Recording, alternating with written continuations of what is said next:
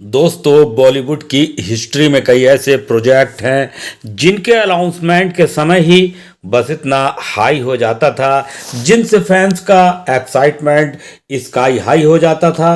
और ऐसे ही एक इंटरटेस्टिंग केस था जख्मी। जी हाँ दोस्तों, ये फिल्म का नाम है, जहां इस फिल्म को साल 1997 में अनाउंस किया गया था। लेकिन इस फिल्म की कास्टिंग जर्नी काफ़ी ड्रामेटिक रही, जहां सबसे पहले प्लान यही था कि इस फिल्म के लीड रोल के लिए शाहरुख खान को साइन किया जाएगा। लेकिन शाहरुख खान ने ये रोल रिजेक्ट कर दिया था। और रिपोर्ट्स के मुताबिक उस टाइम पर शाहरुख खान ने ये डिसाइड किया था कि वह भट्ट प्रोडक्शन हाउस के साथ काम नहीं करना चाहते, क्योंकि उनकी चाहत फिल्म बॉक्स ऑफिस पर डिजास्टर साबित हुई थी। और अब प्रोड्यूसर्स को डिसीजन लेना पड़ा, तो फिर लीड रोल के लिए साइन हुए आमिर खान।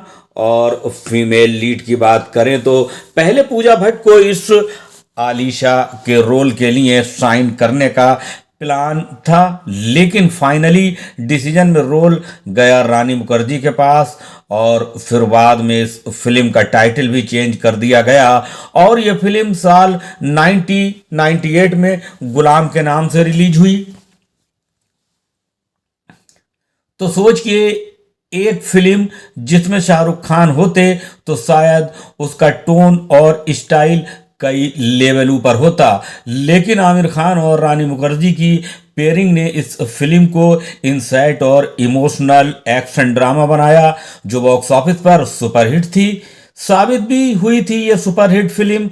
और मेरे हिसाब से अगर शाहरुख खान ये रोल निभाते तो गुलाम फिल्म के डायनामिक और स्टार पावर काफ़ी डिफरेंट होती। लेकिन आमिर खान और रानी मुखर्जी की शानदार केमिस्ट्री ने फाइनल फिल्म को यूनिक और क्लासिक आइडेंटिटी दी। और दोस्तों, बाकी आप सबको क्या लगता है कि अगर जख्मी मूवी शाहरुख खान और पूजा भट्ट के साथ ही बनती तो क्या बॉक्स ऑफिस पर और भी ज़्यादा बड़ी हिट होती, या फिर आमिर खान और रानी मुखर्जी का कॉम्बो ही मैजिक था? अपनी राय हमें नीचे कमेंट्स बॉक्स में ज़रूर दीजिएगा।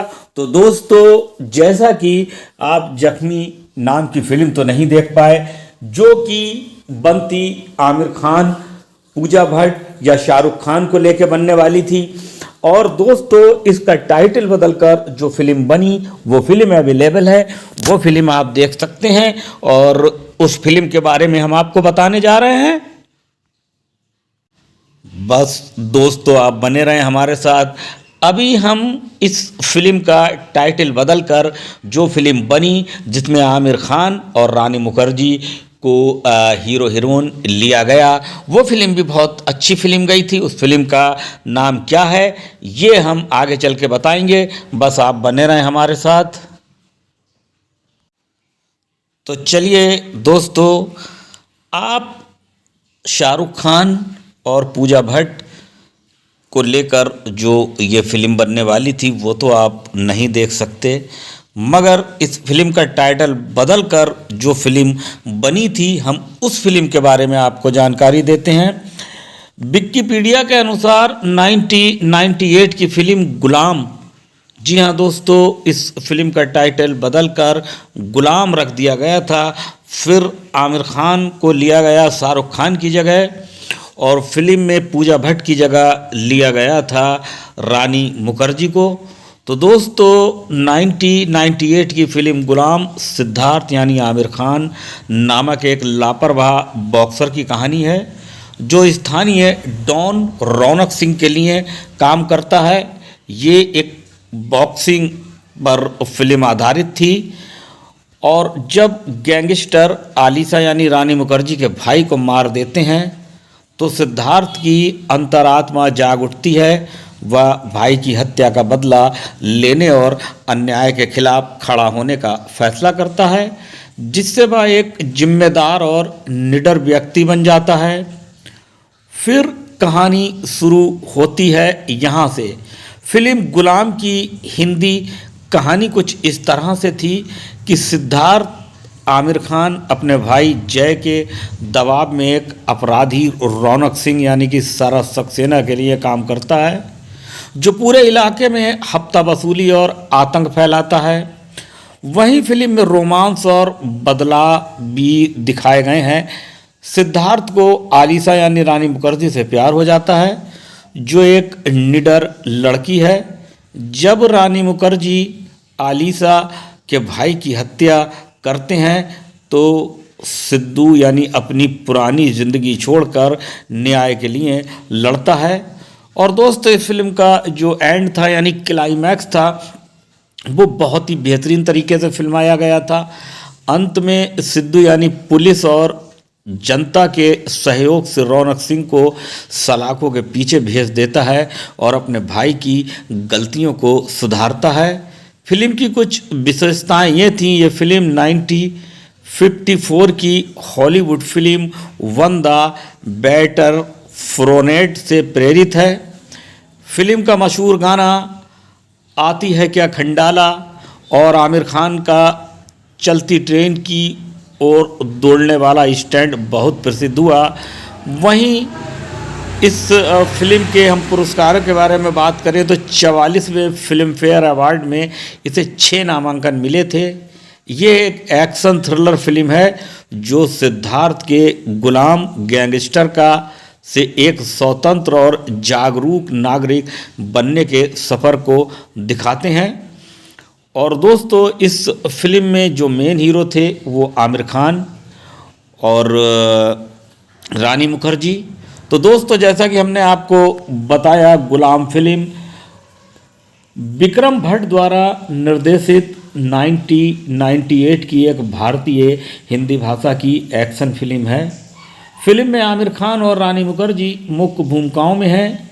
फिल्म की कहानी विशेष फिल्म्स के पहले प्रोडक्शन कब्जा 1988 से मिलती जुलती है, जिसमें संजय दत्त ने अभिनय किया था, जो बदले के एलिगिया कलास की ऑन द वाटर फ्रॉड 1954 स्वयं मैकल्स जॉनसन द्वारा लिखित crime on the water fraud नामक नवंबर-दिसंबर 1948 में न्यूयॉर्क सन में प्रकाशित लेखों की इसको रिलीज करा गया था। वहीं गुलाम फिल्म के जो निर्देशक हैं वो विक्रम भट्ट, और ये कहानी जो लिखी है अंजुम राजबली ने लिखी थी। और दोस्तों, इस फिल्म के जो कलाकार हैं आमिर खान, रानी मुखर्जी, आशुतोष राणा, दीपक तिजोरी, रजित कपूर, अक्षय आनंद। जी हाँ दोस्तों, अभी हम डिटेल से बताएंगे इन्हीं कलाकारों के बारे में। वहीं फिल्म के जो संगीत था, जो संगीतकार थे फिल्म के, उसके बारे में हम बात करेंगे। और दोस्तों, पहले हम आपको बताते हैं इस फिल्म को रिलीज करा गया था 19 जून 1998 को। और दोस्तों, गुलाम 19 जून जैसा कि 1998 को रिलीज हुई और बॉक्स ऑफिस पर व्यावसायिक रूप से सफल रही। वहीं 44वें फिल्म फेयर पुरस्कारों में गुलाम को सर्वश्रेष्ठ फिल्म, सर्वश्रेष्ठ निर्देशक भट्ट और सर्वश्रेष्ठ अभिनेता खान सहित 6 श्रेणियों में नामांकित किया गया था। और इसने वर्ष का सर्वश्रेष्ठ दृश्य का पुरस्कार जीता। इस फिल्म को 2000 में तमिल में सुधांधीरम के रूप से रीमेक किया गया था। वहीं इस फिल्म की स्टोरी भी हम आपको संक्षेप में बता देते हैं। मुंबई के मुक्केबाजी चैंपियन सिद्धार्थ सिद्धू मराठे का जीवन दिशाहीन है और वह अपने बड़े भाई जय की छाया में जी रहा है, जो स्थानीय गुंडे रौनक यानी रौनी सिंह का खास आदमी है। सिद्धू की दोस्ती आलिशा से हो जाती है और उससे प्यार हो जाता है, लेकिन वह इस बात से अनजान है कि आलिशा का भाई हरी एक सिद्धांतवादी समाजसेवी रौनी के आतंक के खिलाफ है।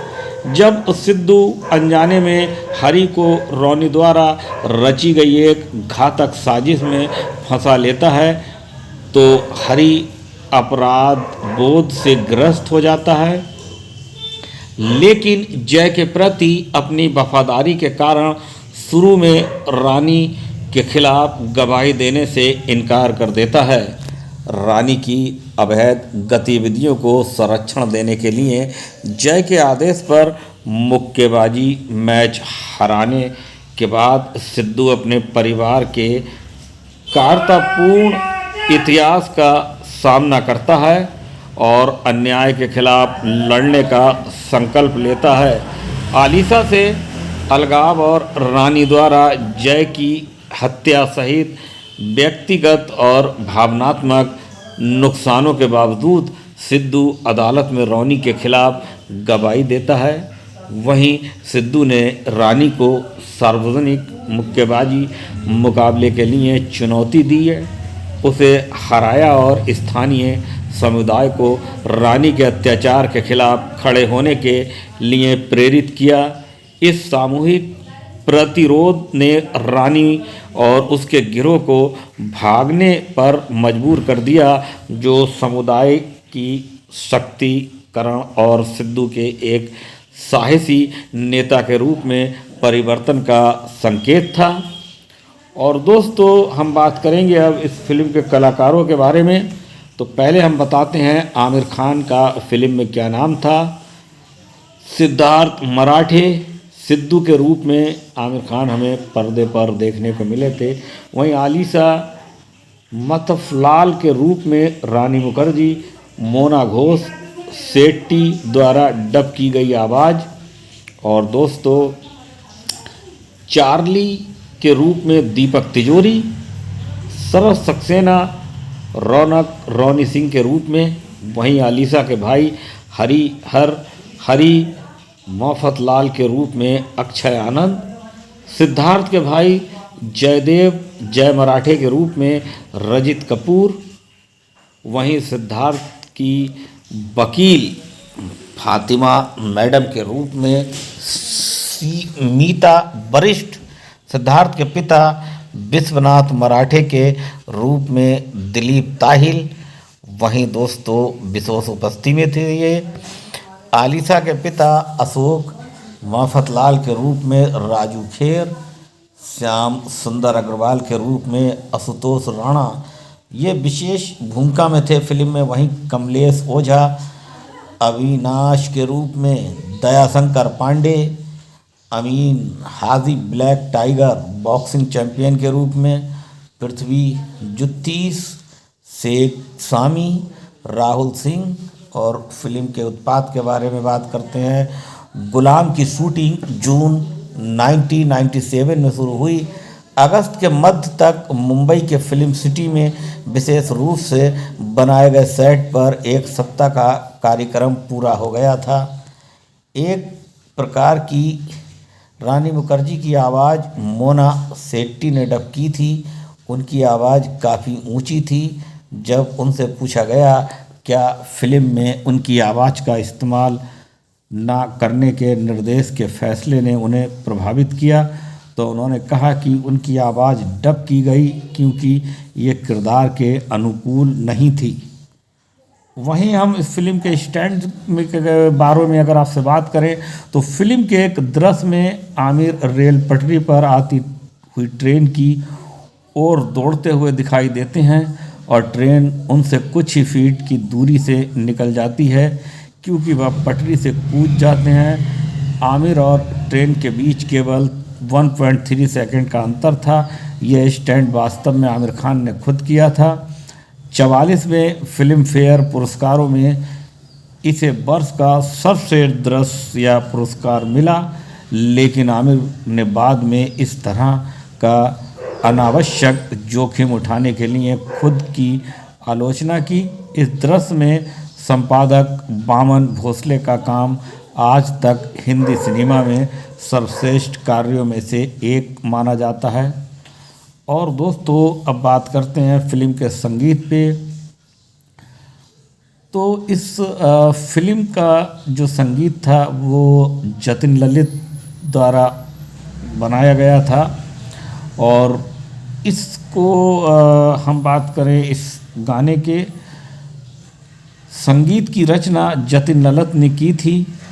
गीत इंदिवर, नितिन रायकवार, समीर और विनोद महेंद्र ने लिखे थे। फिल्म के साउंड ट्रैक एल्बम की भारत में 25 लाख यूनिट्स बिकी, जिसमें ये उस वर्ष का 5वां सबसे ज़्यादा बिकने वाला बॉलीवुड साउंड ट्रैक एल्बम बन गया था। और फिल्म के गानों के बारे में बात करें, फिल्म का जो पहले गाने के बारे में हम आपको बता रहे हैं वो था आँखों से तूने ये क्या कह दिया। इस गाने को अपनी बेहतरीन आवाज़ों से सजाया था कुमार सानू, अलका याग्निक ने। वहीं जादू है तेरा ही जादू, कुमार सानू, अलका याग्निक। अब नाम मोहब्बत के उदित नारायण, अलका याग्निक। आतिक्य खंडाल, आमिर खान, अलका याग्निक। वहीं साथ जो तेरा मिल गया, उदित नारायण, अलका याग्निक। तुझको क्या, इस गाने को गाया था उदित नारायण, जो सुरजीत ने। और दोस्तों, इस फिल्म का जो फिल्म को बॉक्स ऑफिस इंडिया द्वारा हिट घोषित किया गया और इसकी कुल कमाई इतने मिलियन थी। वहीं अगर फिल्म के पुरस्कारों के बारे में हम बात करें तो 44वें फिल्म फेयर पुरस्कार में वर्ग सर्वश्रेष्ठ फिल्म मुकेश भट्ट, सर्वश्रेष्ठ निर्देशक विक्रम भट्ट, सर्वश्रेष्ठ अभिनेता आमिर खान, सर्वश्रेष्ठ खलनायक शरद सक्सेना, सर्वश्रेष्ठ पुरुष पावर्स गायक आमिर खान आतिक्य खंडाला के लिए।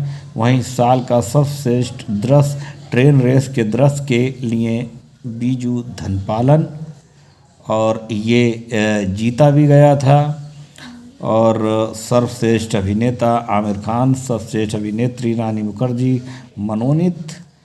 और इस फिल्म को 2000 में तमिल में सुंदरीरम के रूप में रीमेक किया गया था। रीमेक के अधिकार 25 लाख इतने करोड़ या इतने के बराबर बेचे गए थे।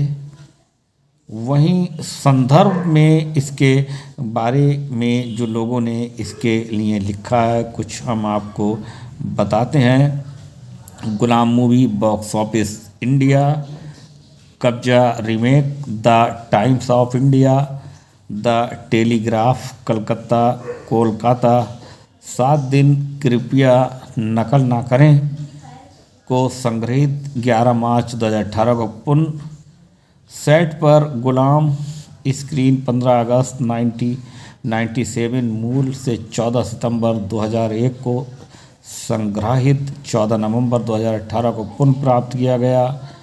और दोस्तों चलिए हम आपको बताते हैं कुछ और इस फिल्म के बारे में। गुलाम मूवी के बारे में IMDb पर सब कुछ आपको मिल जाएगा और ये फिल्म आपको देखने को मिल जाएगी YouTube पर। और दोस्तों बस आप लोग बने रहें हमारे साथ, हम इस फिल्म के बारे में आपको बहुत कुछ बताने वाले हैं और हम आपको इस फिल्म से जुड़ी और बहुत सी बातें बताएंगे। बस आप बने रहें हमारे साथ। तो जैसा कि हमने आपको बताया पहले भी कि गुलाम फिल्म 1998 की एक बेहतरीन फिल्म है जिसमें आमिर खान ने सिद्धार्थ का नाम का एक लापरवाह बॉक्सर का रोल प्ले करा था, जो स्थानीय डॉन यानी कि डॉन यानी कि फिल्म में जो विलन थे, जो डॉन का रोल प्ले कर रहे थे, रौनक सिंह शरद सक्सेना के लिए काम करता है। जब गैंगस्टर आलिशा यानी कि रानी मुखर्जी के भाई को उनका गैंग मिलकर मार देता है तो सिद्धार्थ की अंतरात्मा यानी आमिर खान जो सिद्धार्थ का रोल कर रहे थे, जो बॉक्सर बने हुए थे, उनकी अंतरात्मा जाग उठती है। वह भाई की हत्या का बदला लेने और अन्याय के खिलाफ खड़ा होने का फैसला करते हैं, जिससे वह एक जिम्मेदार और निडर व्यक्ति बन जाते हैं। इस दोस्तों हम आपको बताएं फिल्म गुलाम की जो हिंदी कहानी है जो हिंदी में कहानी थी वो हम संक्षेप में आपको बता देते हैं। इसकी मूल कहानी क्या थी। सिद्धार्थ नाम था फिल्म में आमिर खान का। वो अपने भाई जय के दबाव में एक अपराधी रौनक सिंह यानी कि सरस सक्सेना के लिए काम करते हैं, जो पूरे इलाके में हफ्ता वसूली और आतंक फैलाते हैं। वहीं दोस्तों फिल्म में बदला और रोमांस भी था, जिसमें सिद्धार्थ को आलिशा नाम की जो लड़की है उससे प्यार हो जाता है। आलिशा नाम का किरदार निभाने वाली जो फिल्म एक्ट्रेस थी वो थी रानी मुखर्जी। तो आलिशा से प्यार हो जाता है जो एक निडर लड़की है। जब रानी आलिशा के भाई की हत्या करते हैं, सिद्धू यानी कि आमिर खान अपनी पुरानी ज़िंदगी छोड़कर न्याय के लिए लड़ता है। और दोस्तों फिल्म का एंड यानी क्लाइमैक्स बहुत ही खूबसूरत था। अंत में सिद्धू यानी कि आमिर खान पुलिस और जनता के सहयोग से रौनक सिंह को सलाखों के पीछे भेजता है और अपने भाई की गलतियों को सुधारता है। और फिल्म में जो हीरो है वो विलन को मारता है, उसको सज़ा दिलाता है। और दोस्तों एक बहुत ही बेहतरीन तरीके से फिल्म के एंड को फिल्माया गया था। वो फिल्म की कुछ विशेषताएं भी थी। ये फिल्म 1954 की Hollywood film On the Waterfront प्रेरित है। फिल्म का मशहूर गाना आती क्या खंडाला, क्या करूँगी मैं आके खंडाला, नाचेंगे गाएंगे और क्या, ये गाना आमिर खान और रानी मुखर्जी पर फिल्माया गया था। और दोस्तों ये गाना अपने टाइम का बहुत ही हिट गाना था और आमिर खान का चलती ट्रेन की ओर दौड़ने वाला स्टैंड बहुत ही प्रसिद्ध हुआ था। और दोस्तों कुछ लोगों ने तो इसको हकीकत में भी बनाया और दोस्तों उसकी रीलें भी डाली। अब हम बात करें इस फिल्म के पुरस्कारों में, 44वें फिल्म फेयर अवार्ड में इसे 6 नामांकन मिले थे। ये एक एक्शन थ्रिलर फिल्म है जो सिद्धार्थ के गुलाम यानी गैंगस्टर से एक स्वतंत्र और जागरूक नागरिक बनने के सफ़र को दिखाती है, जहां फिल्म का एक्टर जो कि एक बेपरवाह उसे दिखाया था बॉक्सर है, वो जिस लड़की से प्यार करता है यानी फिल्म में रानी मुखर्जी अपनी गर्लफ्रेंड जो उसकी होती है उसके भाई की हत्या एक गैंग कर देता है। वहाँ से उसका जो है मन बदल जाता है और वो अपने आप को बदल देता है। तो दोस्तों हम आज बात कर रहे हैं फिल्म गुलाम की। आप लोग बने रहें हमारे साथ, हम अभी आपको इस फिल्म के बारे में बहुत कुछ बताने वाले। एक सोलो, हालांकि कुछ कारणों से इस फिल्म की रिलीज में देरी हो गई। इससे पहले अमिताभ बच्चन की फिल्म लावारिस रिलीज हो गई, जिसमें अलका याग्निक को गाने का मौका मिला। उनके करीबी संगीतकार कल्याण जी आनंद जी द्वारा इस फिल्म में अलका ने जो गाना गाया था उसका टाइटल था मेरे अंगने में तुम्हारा क्या काम है, मेरे, जो बेहतर लोकप्रिय हुआ। जब अलका ने लावारिस के लिए ये गीत रिकॉर्ड किया तब वह सिर्फ 15 साल की थी। लावारिस की सफलता के बाद हमारी बहू अलका भी रिलीज हुई, लेकिन उसके गीतों को खास सराहना नहीं मिली। इसके बाद अलका ने कई फिल्मों में गाने गाए, लेकिन वह ज़्यादा सफल नहीं हो सके और अलका को वह पहचान नहीं मिल पाई जिसकी वे हकदार थीं। फिर वह समय भी आया जिसने अलका याग्निक के करियर को नई ऊंचाइयों पर पहुंचाया। साल था 1987 जब फिल्म कुदरत का कानून में अलका याग्निक द्वारा गाया गया गीत चाल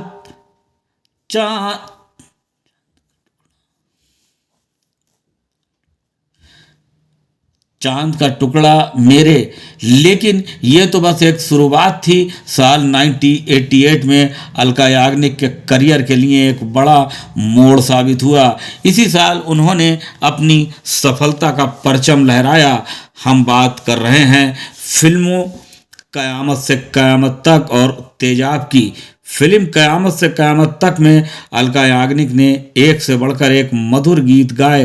तेरे तो हैं हम, तब से समय प्यार में जहां पे रखा है।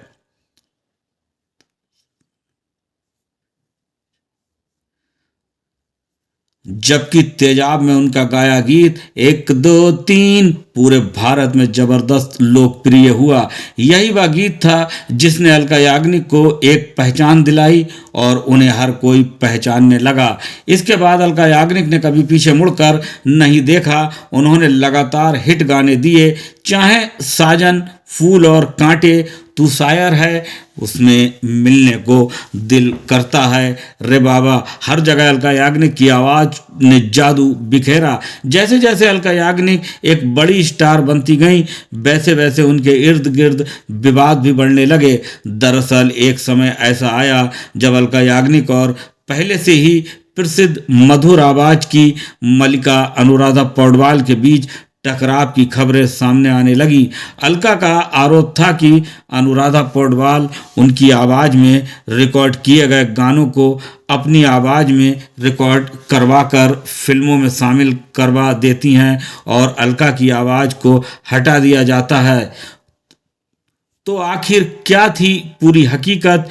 क्यों अनुराधा पौडवाल ने अलका याग्निक को कई गानों को अपनी आवाज़ में बदलवा दिया था? ये बात उस दौर की है जब अलका याग्निक सफलता की सीढ़ियाँ चढ़ रही थी।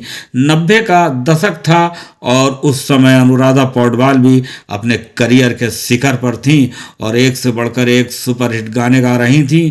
उस समय Anuradha Paudwal T series music company से जुड़ी हुई थी। उन्होंने टी सीरीज़ के साथ एक एग्रीमेंट साइन किया था जिसमें यह शर्त थी कि वे किसी अन्य म्यूजिक कंपनी के लिए काम नहीं करेंगी और जो भी फिल्म टी सीरीज के बैनर तले रिलीज होगी उसमें गाने उन्हीं की आवाज़ में होंगे। इसी शर्त के तहत जब फिल्म दिल के गाने टी सीरीज के पास रिलीज के लिए आए तो कंपनी ने यह स्पष्ट कर दिया कि चाहे गाने को पहले किसी और सिंगर ने गाया हो, लेकिन फिल्म में वही गाने रहेंगे जो टी सीरीज से जुड़ा हुआ है। उस दौर में टी सीरीज एक बहुत बड़ी म्यूजिक कंपनी मानी जाती थी और आज भी है, इसलिए निर्माता और संगीतकार भी इस बात के लिए मान जाते थे। इस तरह फिल्म दिल में मूल रूप से अलका याग्निक द्वारा गाए गए गीतों को अनुराधा पौडवाल की आवाज़ में बदलकर फिल्माया गया और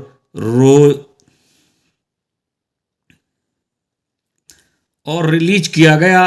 बाद में जब अलका याग्निक को ये पता चला कि उनके गाए गए गानों को अनुराधा पौडवाल की आवाज़ में फिल्म में रखा गया है तो वे बेहद नाराज़ हो गई थी। हालांकि उन्होंने ये कहकर शांत कराया गया कि माधुरी दीक्षित पर अनुराधा पौडवाल की आवाज़ ज़्यादा बेहतर बैठती है, इसीलिए बदलाव किया गया। लेकिन ये विवाद दोबारा उभरा साल 1997 में आई फिल्म इतिहास के समय, जब अनुराधा पौडवाल से फिल्म के 3 गाने गवाए गए जिनमें पहले ही अलका याग्निक रिकॉर्ड कर चुकी थी। इस बात से अलका याग्निक बेहद आहत हुई और उन्होंने इस पर खुलकर नाराज़गी जताई। उन्होंने यहाँ तक कह दिया कि जब मैं पहले ही ये गाने गा चुकी हूँ तो उन्हें दोबारा गवाने की क्या ज़रूरत थी। इसके बाद दोनों गायिकाओं के बीच रिश्तों में खटास आ गई और दूरियां बढ़ने लगीं।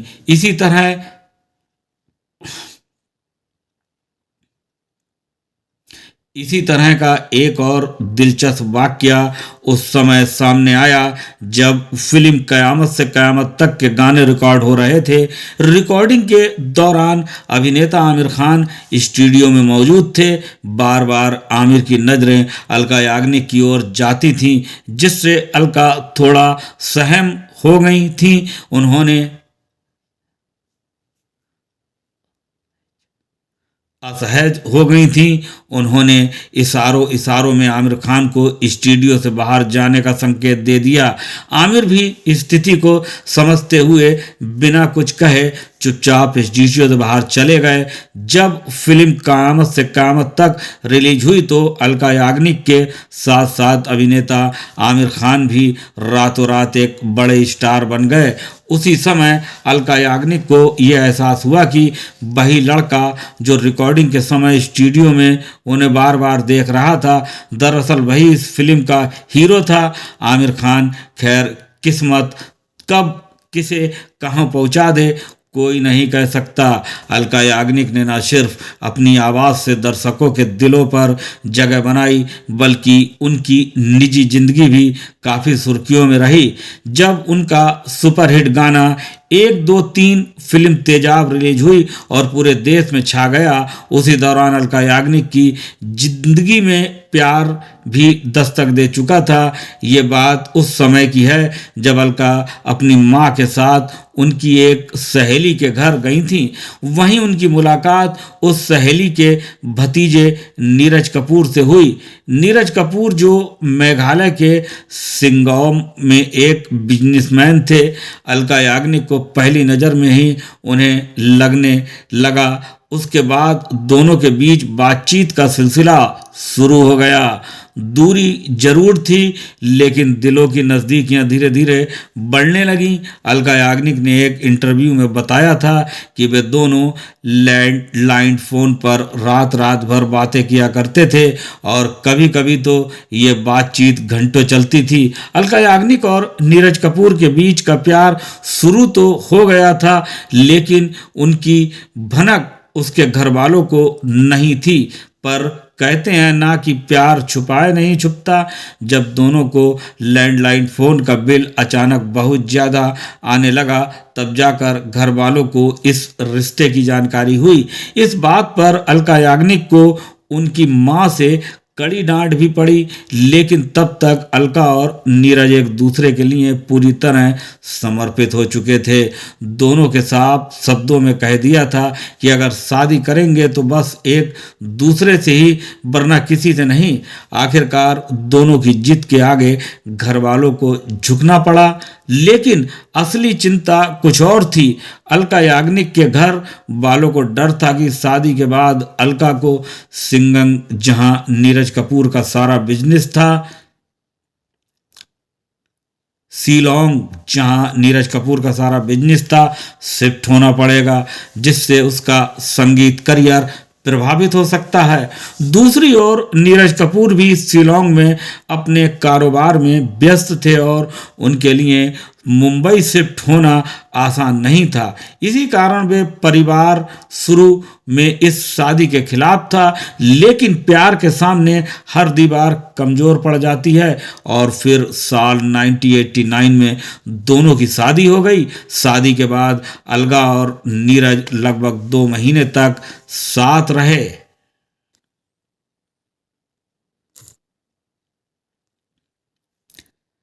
लेकिन फिर दोनों अपनी अपनी जिम्मेदारियों में लौट गए। अलका याग्निक मुंबई में अपने गायकी करियर में और नीरज कपूर शिलोंग में अपने बिजनेस में। इसके बाद उनका शिमला मिलना भी लंबे अंतराल पर ही हो पाता था। ये दूरी लंबे समय तक बनी रही। फिर नीरज कपूर ने फैसला किया कि वे मुंबई शिफ्ट होकर वहीं बिजनेस शुरू करेंगे ताकि दोनों साथ रह सकें।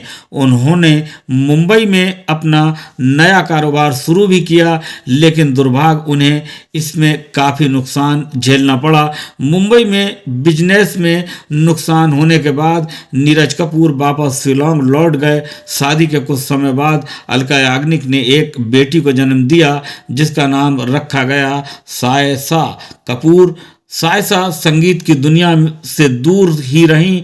उन्होंने लंदन स्कूल ऑफ मार्केटिंग में MBA की पढ़ाई की थी। सायरा की शादी 12 दिसंबर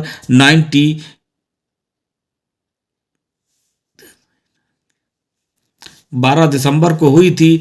अमित देसाई नाम के युवक से। जी हाँ दोस्तों, आज साइसा मुंबई के अंधेरी इलाके में एक रेस्टोरेंट की मालकिन है, जहां एक और अलका याग्निक अपनी सुरीली आवाज से लोगों के दिलों पर राज कर रही थी। वहीं एक दौर ऐसा भी आया जब उन्होंने एक गाने को लेकर काफी आलोचनाओं का सामना करना पड़ा। ये विवाद जुड़ा था फिल्म खलनायक से, जिसमें माधुरी दीक्षित पर फिल्माया गया गीत चोली के पीछे क्या है रिलीज हुआ था। चोली के पीछे क्या है, चोली के पीछे इस गीत को गाया था अलका याग्निक ने और लिखा था आनंद बख्शी ने। अगर इंडियन एक्सप्रेस की रिपोर्ट पर भरोसा करें तो देश भर के 32 संगठनों और कई आम नागरिकों ने इस गीत के बोलों को अश्लील बताते हुए आपत्ति जताई थी। उनका कहना था कि ये गीत समाज की मर्यादा के खिलाफ है और इसे तुरंत बैन किया जाना चाहिए। ये विवाद कोर्ट तक पहुंचा, लेकिन फिल्म के निर्देशक सुभाष घई और संगीतकार आनंद बख्शी ने कोर्ट में ये तर्क दिया कि ये गीत एक राजस्थानी लोकगीत पर आधारित है और इसकी मंशा अश्लीलता फैलाने की नहीं है।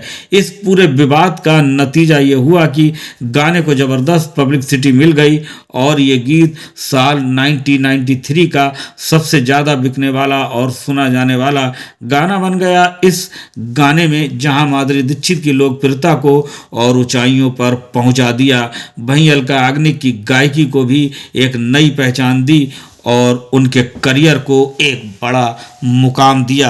एक इंटरव्यू के दौरान अलका याग्निक ने माना कि उस समय इस गाने को मना करने का कोई सवाल ही नहीं उठता था, क्योंकि वे उस वक्त अपने करियर को बनाने में पूरी तरह समर्पित थीं। उन्हें बस गाने गाना था, हर मौका पकड़ना था। तुम अगर सामने आ भी जाया करो। लेकिन जैसे जैसे अनुभव बढ़ा, उन्होंने सीखा कि हर गाना जरूरी नहीं होता। बाद में उन्होंने बताया कि वे अब गानों के बोलों और भावों को समझकर ही गाना गा चुकती हैं।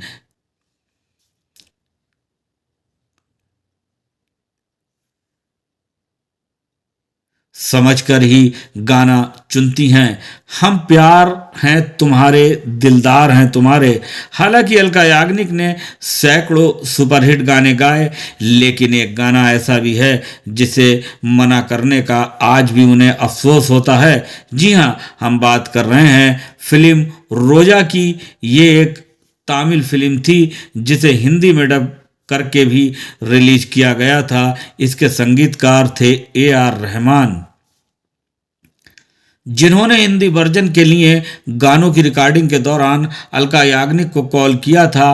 रहमान चाहते थे कि अलका याग्निक भी सभी गाने गाएं और उनके साथ कुमार सानू भी इस फिल्म के गानों में आवाज़ दें। रोजा, जाने मन, तू ही मेरा दिल। जब अलका याग्निक को ये पता चला कि कुमार सानू को भी कॉल किया गया है और दोनों मिलकर गाने वाले हैं, तो किसी कारणवश संभावित असहमति या समय की कमी होने पर उस ऑफर को ना कह दिया। ये हंसी बालिया, ये खुला आसमां आ गई। लेकिन बाद में जब फिल्म और उनके गाने जैसे दिल है छोटा सा, भोली सी आशा, चांद तारों को, तब अलका याग्निक को इस मौके को गंवाने का गहरा अफसोस हुआ। एक बार की बात है जब अलका याग्निक ने कुमार सानू से पूछा, क्या आपको AR रहमान का कॉल आया था किसी गाने के लिए? इस पर कुमार सानू ने जवाब दिया, हाँ कॉल तो आया था। फिर अलका ने पूछा, क्या आप वह गाना गाना चाहते थे? तो कुमार सानू ने कहा, तब पता नहीं ये कौन AR रहमान है, मैं ना उसे जानता हूँ और ना ही पहचानता हूँ। इसके बाद अलका याग्निक ने भी फिल्म रोजा के गाने से मना कर दिया था। उस समय अलका याग्निक एक दिन में 5 से 6 गाने गाया करती थीं, जिससे उनके पास समय की बहुत कमी रहती थी। साथ ही रोजा फिल्म के गानों की रिकॉर्डिंग के लिए उन्हें चेन्नई जाना पड़ता, जबकि वह पहले से ही कई अन्य म्यूजिक डायरेक्टर को अपना समय दे चुकी थीं। इन्हीं कारणों के चलते उन्होंने फिल्म रोजा के गाने गाने से इनकार कर दिया। लेकिन जब फिल्म रोजा के गाने रिलीज हुए और बेहद लोकप्रिय हो गए तो फिल्म को कई बड़े अवार्ड भी मिले। बाद में जब अलका याग्निक को इस बात का पता चला तो उन्हें काफ़ी अफसोस हुआ। उन्होंने कहा, काश मैंने ये गाने गा लिए होते। हालांकि आज भी फिल्म रोजा के गाने श्रोताओं के बीच उतने ही लोकप्रिय हैं जितने तब थे। अगर अलका याग्निक के अवार्ड्स की बात की जाए तो उन्हें पहला film fair best female playback singer award 1988 में फिल्म तेजाब के गाने 1, 2, 3 के लिए मिला था। इसके बाद दूसरा अवार्ड उन्हें 1994 में फिल्म खलनायक के मशहूर गाने चोली के पीछे क्या है के लिए मिला। फिर 1998 में फिल्म परदेश के गाने मेरी महबूबा के लिए उन्हें तीसरा फिल्म फेयर अवार्ड मिला। इसके बाद अलका याग्निक को लगातार 3 वर्षों तक best film fair playback singer का फिल्म फेयर अवार्ड मिला। 1999 में फिल्म ताल के लिए गाने ताल से ताल मिला के लिए, जिनके म्यूजिक डायरेक्टर AR रहमान थे।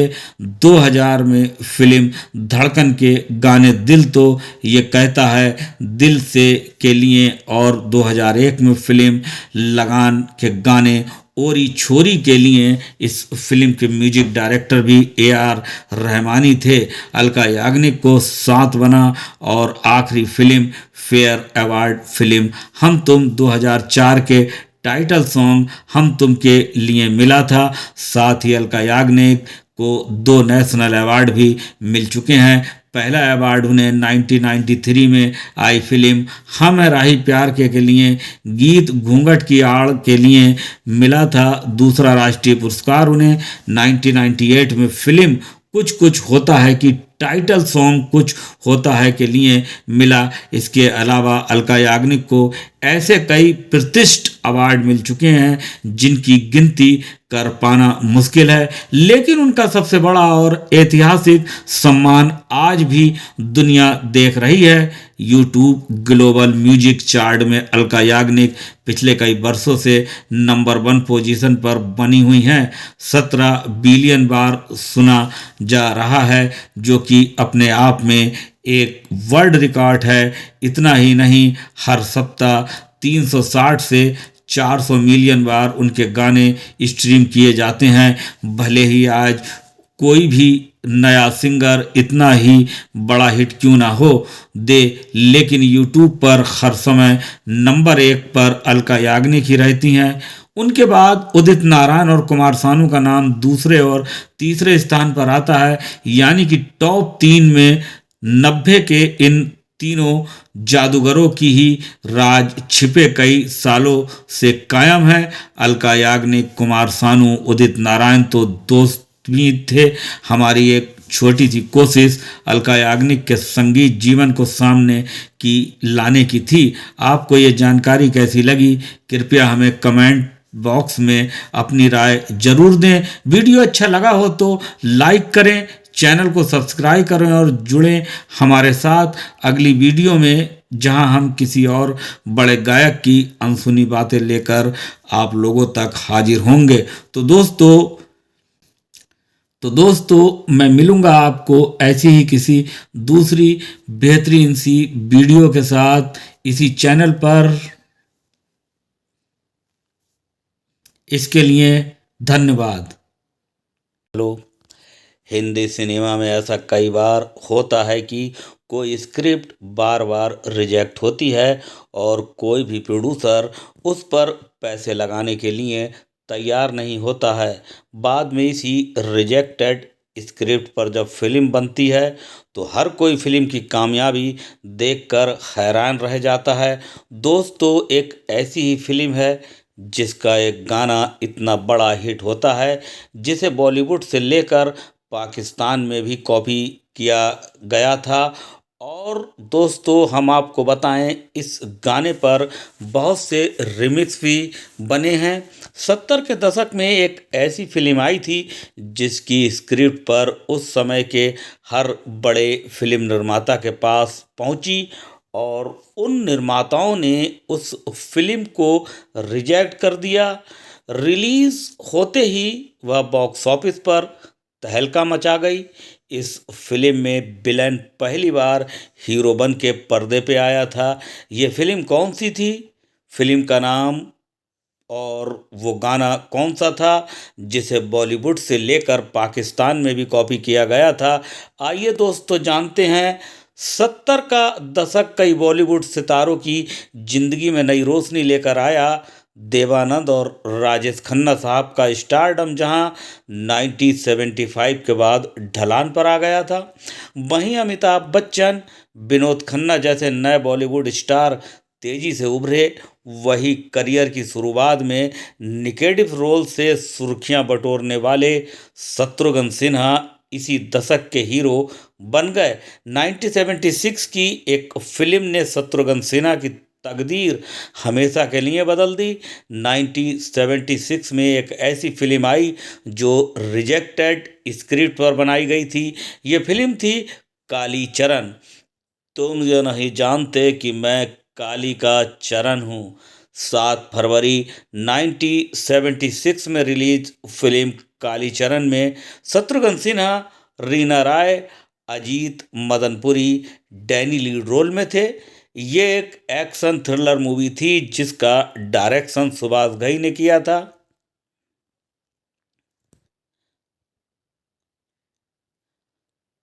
कालीचरण में संगीत कल्याण जी आनंद जी ने दिया था। वहीं संगीत सुपरहिट रहा। फिल्म का गाना जा रे जा हर जाई आज भी उतना ही पॉपुलर है जितना उस टाइम पर पॉपुलर था। और तेरी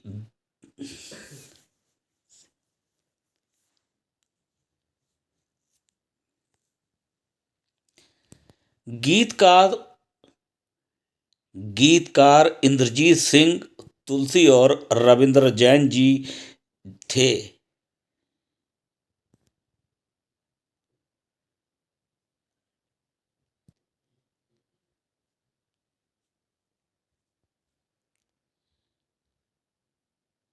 इस गीत के गीतकार इंद्रजीत सिंह, तुलसी और संगीतकार रविंद्र जैन थे। ये एकमात्र फिल्म है जिसमें रविंद्र जैन जी ने सुभाष घई के साथ बतौर गीतकार काम किया। कल्याण जी आनंद जी ने भी पहली बार सुभाष घई जी के साथ काम किया। दिल देकर कर बैठे हम दुश्मन से यारी फिल्म का सबसे फेवरेट सॉन्ग जा रे जा ओ हर जाई धुन को बाद में मिथुन चक्रवर्ती की फिल्म दादा में कॉपी किया गया था। तुड़ तुड़ ओ यारा तुड़ तुड़ तुम ओ यारी इसी ट्यून से मिलता जुलता गाना तुड़ तुड़ ओ यारा बनाया गया। जा रे जाओ हर जाई देखी तेरी दिलदारी 1992 की पाकिस्तानी फिल्म महबूबा में सारे जाओ हर जाई की सेम ट्यून जून पर एक गाना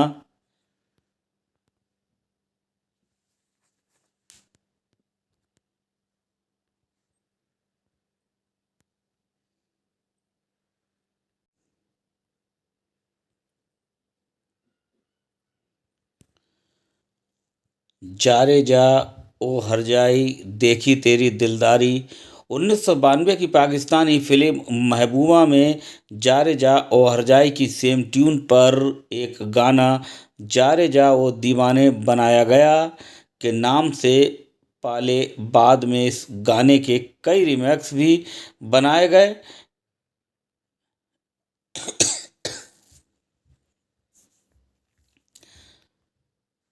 इस गाने को लता मंगेशकर जी ने गाया था और ये गाना एक बहुत बड़ा सुपरहिट हुआ था।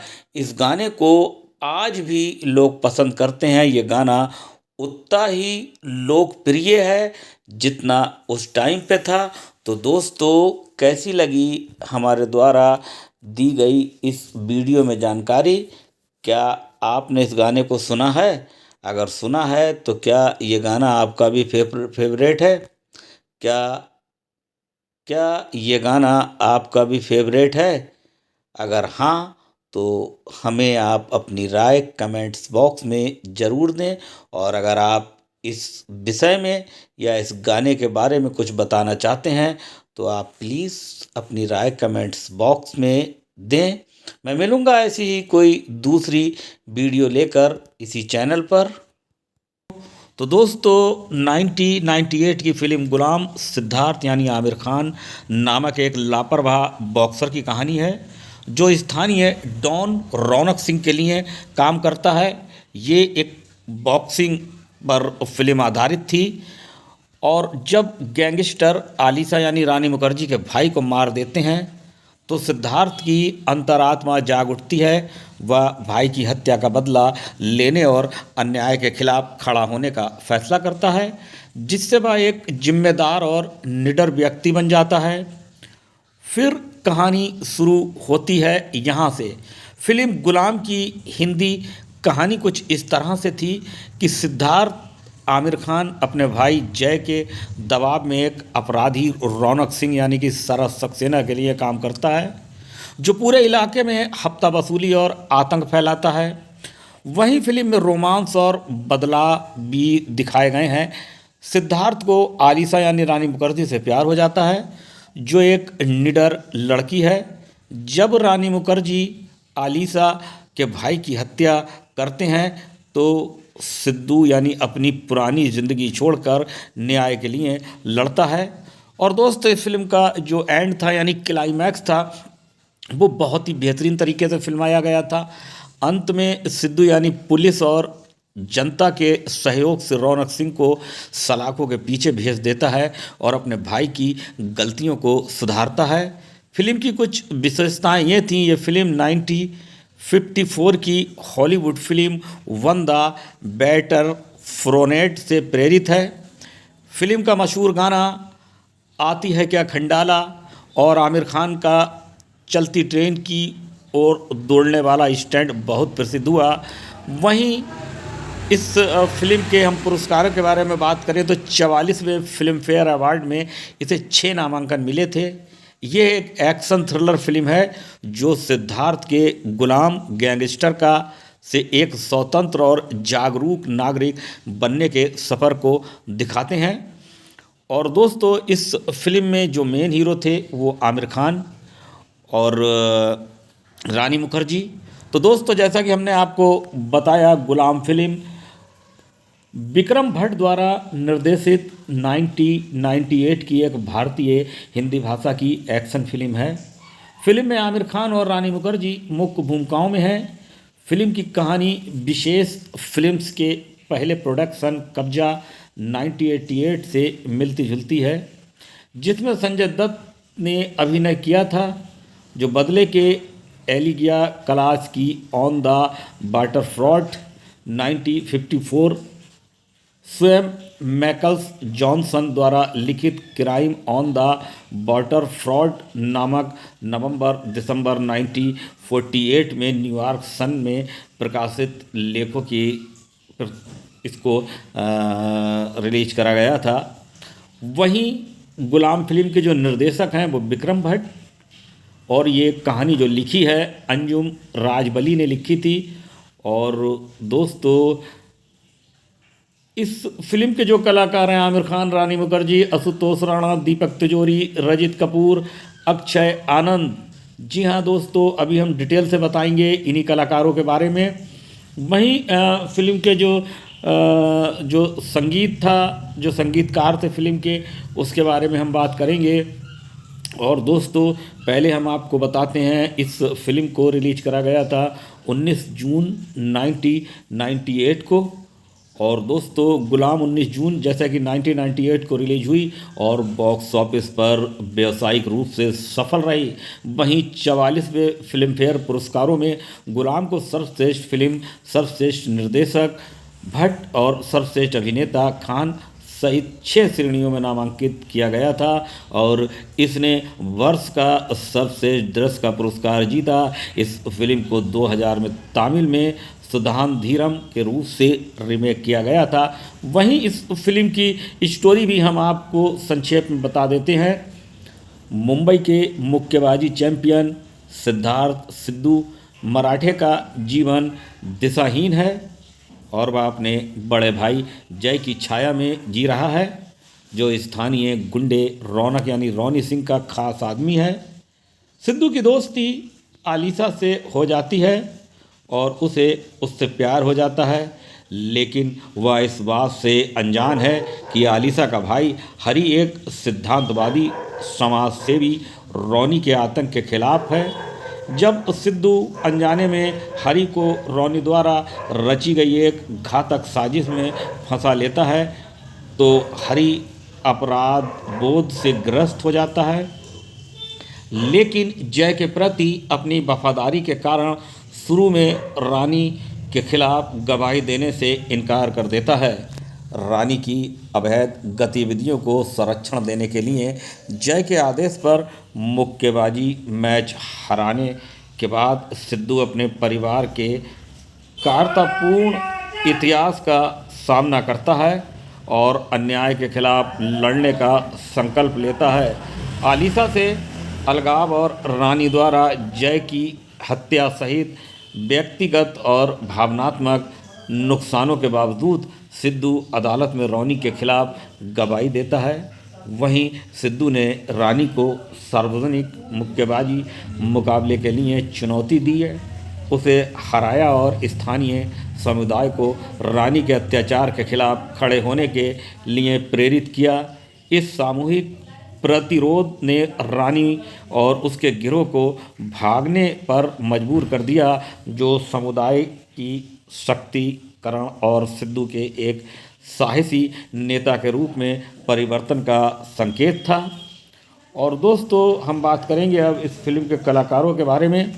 तो पहले हम बताते हैं आमिर खान का फिल्म में क्या नाम था। सिद्धार्थ मराठे सिद्धू के रूप में आमिर खान हमें पर्दे पर देखने को मिले थे। वहीं आलिशा मतफलाल के रूप में रानी मुखर्जी, मोना घोष सेट्टी द्वारा डब की गई आवाज़। और दोस्तों, चार्ली के रूप में दीपक तिजोरी, सरस सक्सेना रौनक रॉनी सिंह के रूप में। वहीं आलिशा के भाई हरी मोफतलाल के रूप में अक्षय आनंद, सिद्धार्थ के भाई जयदेव जय मराठे के रूप में रजित कपूर। वहीं सिद्धार्थ की वकील फातिमा मैडम के रूप में मीता वरिष्ठ, सिद्धार्थ के पिता विश्वनाथ मराठे के रूप में दिलीप ताहिल। वहीं दोस्तों, विशेष उपस्थिति में थे ये आलिशा के पिता अशोक मोफतलाल के रूप में राजू खेर, श्याम सुंदर अग्रवाल के रूप में आशुतोष राणा, ये विशेष भूमिका में थे फिल्म में। वहीं कमलेश ओझा अविनाश के रूप में, दयाशंकर पांडे, अमीन हाजी ब्लैक टाइगर बॉक्सिंग चैंपियन के रूप में, पृथ्वी जुत्तीस, शेख सामी, राहुल सिंह। और फिल्म के उत्पाद के बारे में बात करते हैं। गुलाम की शूटिंग जून 1997 में शुरू हुई। अगस्त के मध्य तक मुंबई के फिल्म सिटी में विशेष रूप से बनाए गए सेट पर एक सप्ताह का कार्यक्रम पूरा हो गया था। एक प्रकार की रानी मुखर्जी की आवाज़ मोना सेट्टी ने डब की थी। उनकी आवाज़ काफ़ी ऊंची थी। जब उनसे पूछा गया क्या फिल्म में उनकी आवाज़ का इस्तेमाल ना करने के निर्देश के फैसले ने उन्हें प्रभावित किया, तो उन्होंने कहा कि उनकी आवाज़ डब की गई क्योंकि ये किरदार के अनुकूल नहीं थी। वहीं हम इस फिल्म के स्टैंड में के बारे में अगर आपसे बात करें, तो फिल्म के एक दृश्य में आमिर रेल पटरी पर आती हुई ट्रेन की ओर दौड़ते हुए दिखाई देते हैं और ट्रेन उनसे कुछ ही फीट की दूरी से निकल जाती है क्योंकि वह पटरी से कूद जाते हैं। आमिर और ट्रेन के बीच केवल 1.3 सेकंड का अंतर था। यह स्टैंड वास्तव में आमिर खान ने खुद किया था। 44वें फिल्म फेयर पुरस्कारों में इसे वर्ष का सर्वश्रेष्ठ दृश्य या पुरस्कार मिला, लेकिन आमिर ने बाद में इस तरह का अनावश्यक जोखिम उठाने के लिए खुद की आलोचना की। इस दृश्य में संपादक वामन भोसले का काम आज तक हिंदी सिनेमा में सर्वश्रेष्ठ कार्यों में से एक माना जाता है। और दोस्तों, अब बात करते हैं फिल्म के संगीत पे। तो इस फिल्म का जो संगीत था वो जतिन ललित द्वारा बनाया गया था। और इसको हम बात करें इस गाने के, संगीत की रचना जतिन ललित ने की थी। गीत इंदिवर, नितिन रायकवार, समीर और विनोद महेंद्र ने लिखे थे। फिल्म के साउंड ट्रैक एल्बम की भारत में 25 लाख यूनिट्स बिकी, जिसमें ये उस वर्ष का 5वां सबसे ज़्यादा बिकने वाला बॉलीवुड साउंड ट्रैक एल्बम बन गया था। और फिल्म के गानों के बारे में बात करें, फिल्म का जो पहले गाने के बारे में हम आपको बता रहे हैं वो था आंखों से तूने ये क्या कह दिया। इस गाने को अपनी बेहतरीन आवाज़ों से सजाया था कुमार सानू, अलका याग्निक ने। वहीं जादू है तेरा ही जादू, कुमार सानू, अलका याग्निक। अब नाम मोहब्बत के, उदित नारायण, अलका याग्निक। आतिक्य खंडाल, आमिर खान, अलका याग्निक। वहीं साथ जो तेरा मिल गया, उदित नारायण, अलका याग्निक। तुझको क्या, इस गाने को गाया था उदित नारायण, जो सुरजीत ने। और दोस्तों, इस फिल्म का जो फिल्म को बॉक्स ऑफिस इंडिया द्वारा हिट घोषित किया गया और इसकी कुल कमाई इतने मिलियन थी। वहीं अगर फिल्म के पुरस्कारों के बारे में हम बात करें तो 44वें फिल्म फेयर पुरस्कार में वर्ग सर्वश्रेष्ठ फिल्म मुकेश भट्ट, सर्वश्रेष्ठ निर्देशक विक्रम भट्ट, सर्वश्रेष्ठ अभिनेता आमिर खान, सर्वश्रेष्ठ खलनायक शरद सक्सेना, सर्वश्रेष्ठ पुरुष पावर्स गायक आमिर खान आतिक्य खंडाला के लिए। वहीं साल का सर्वश्रेष्ठ दृश्य ट्रेन रेस के दृश्य के लिए बीजू धनपालन, और ये जीता भी गया था। और सर्वश्रेष्ठ अभिनेता आमिर खान, सर्वश्रेष्ठ अभिनेत्री रानी मुखर्जी मनोनीत।